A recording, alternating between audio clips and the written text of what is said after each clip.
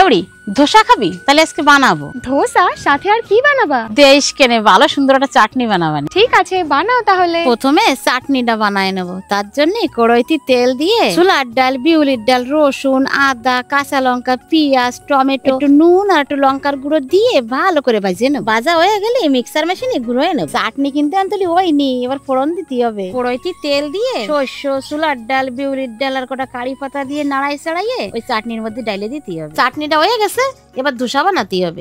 চাল, বিউলির ডাল, ছোলার ডাল আর মেথি ভিজিয়ে থুইলাম 4-5 ঘন্টা। তারপরে মিক্সার মেশিনে বাইটে নিয়ে সবটা মিশিয়ে আবার ধুয়ে দিছিলাম 7-8 ঘন্টা। এখন একটু নুন দিয়ে ভালো করে ফেটাই নেবো। এ কিন্তু লোহার চাটুতি হবে না, লাগিয়ে লাগিয়ে পড়বে না। তা আমার দ্বারা তো নন স্টিকের চাটু নেই, তাইতে আমি প্যানে বানাচ্ছি। তোমরা আবার কেউ কিছু ভাবিয়ে না। তা এক হাতা ডাইলে দিয়ে এরকম ভাবে গুঁড়োয় গুঁড়োয় পাতলা বানাই ফেলতে হবে। যখন একটু লাল লাল হয়ে আসবে উপর দিয়ে একটু তেল বিরাস করে নিতে হবে। এই দেখো কিরম মুসমুসে হয়েছে। এইরকম ভাবে সব করে এক এক করে বানাই নেবো। প্রথমে যে চাটনি বানাইলাম তাই দিয়ে মাহাই মাহাই খাতি হবে। তা আজকের এই রেসিপিটা তোমাকে কেমন লাগলো কমেন্টে কইও।